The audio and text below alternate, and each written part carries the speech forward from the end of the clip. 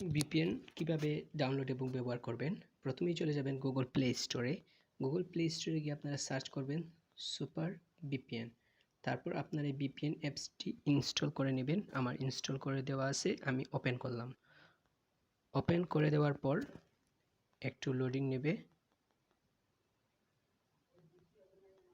Loading নেওয়ার পর আপনারা এইখান থেকে ক্লিক করে কান্ট্রি সিলেক্ট করতে পারবেন। আমি ইউএস সিলেক্ট করে নিলাম। আপনারা চাইলে যে কোনো কান্ট্রি সিলেক্ট করতে পারবেন। তো আমি ইউএস সিলেক্ট করার পর এখানে আপনারা কানেক্ট লেখা দেখতে পাচ্ছেন। এই কানেক্টের উপর আমি ক্লিক করলে কানেক্টিং লেখা দেখাবে এবং এখন দেখেন আমার ভিপিএনটা কানেক্ট হয়ে গেছে। উপরের দিকে চাবির মতো একটা আইকন চলে এসেছে। এখন আমি চাইলে ফেসবুক ব্যবহার করতে পারবো। এই দেখেন আমার এটা আবার কিন্তু রিকানেক্ট হয়ে গেছে। এখন আপনাদের যদি এরকম কোনো সমস্যা হয় তাহলে কি করবেন, আপনারা এখান থেকে কান্ট্রিটা সিলেক্ট করে ট্রাই করবেন। তো আমি আবারও ইউকে সিলেক্ট করে দিলাম, দেন কানেক্টের উপর ক্লিক করলাম এবং হ্যাঁ আমার কানেক্ট হয়ে গেছে। উপরে চাবির মতো আইকন দেখতে পেয়েছেন।